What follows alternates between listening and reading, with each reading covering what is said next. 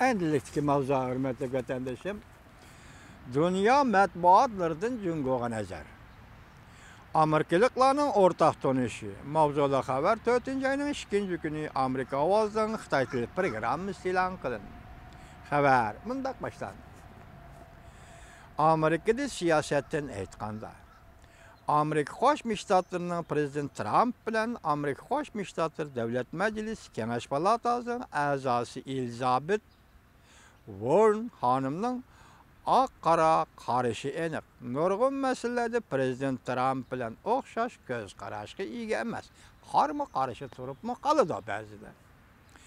Lekin Saudiya va Jungo masalasida prezident Trump bilan senator Elizabeth xonim hozir bir saptga kishilarga aylanib qoldi.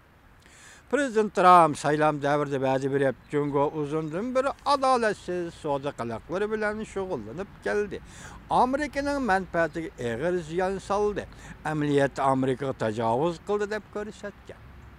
Navbatda dal Beijingda ziyoratda bo'layotgan senator Elizabeth xonim Jungoning uzun yillardan beri Amerikaga qaratgan adolatsiz savdo qiliqlariga endi davomli yo'l qo'yishga bo'lmaydi deb ko'rsatdi. Harvardda qonun fanlari professor bo'lib ishlagan senator Elizabeth Amerikada siyosat sohasida liberalistlarning, ya'ni erkinlik tarafdorlarining bayroqdori. Amerika Jungo masalasi bo'yicha o'yg'inib o'tadi. Kichik mavzu. Reuters agentligi muxbiri 4-ayning 1-kuni yakshanba Beijingda mundaq xabar qildi. Senator Elizabeth Beijingda mundaq ko'rsatdi. Jungoning huquqini qalaymiqan ishlatish ishlari to'g'risida Amerikaliklar o'yg'inishga boshladi. Xabarda mundaq ko'rsatildi. Hozir Beijingda ziyoratda bo'layotgan senator Elizabeth muxbirga mundaq dedi. Amerikaning Jungoga qaratgan siyosatining bir necha 10 yildan beri nishoni xato bo'lib keldi. Amerikada siyosat belgilaguvchilar hozir Jungo Amerika munosabatini qaytadan tartibga solishga boshladi. Navbatda Amerika Jungoda iborat ikki chong davlatning iqtisod savdo munosabatlari jiddiylashib ketdi.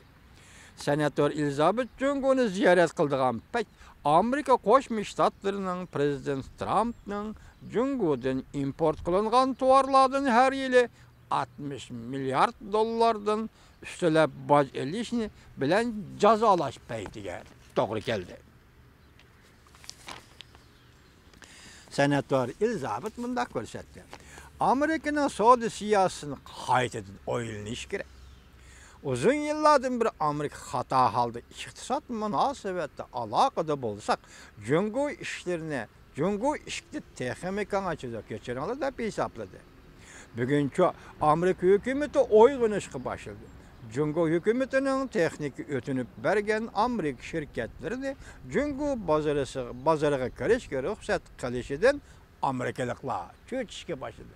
Demak, Amerika shirkatlari avval texnik o'tinib berish kerak, ondan Jungo bozoriga kirish kerak. Bu yerda savdo qonuni nerda qoldi? Dunyo savdo tashkilotlarining tartiblari nerda qoldi? Nizomnomalar nerda qoldi? Baga va'dalar nerda qoldi? Bu Xitoycha va'da berish taqlab vatandoshlar. Senator Elizabeth mundaq ko'rsatdi. Navbatda Amerikada siyosat belgisi astoydil besim ishlatib, Jungoning bozorni ochib etishini talab qildi.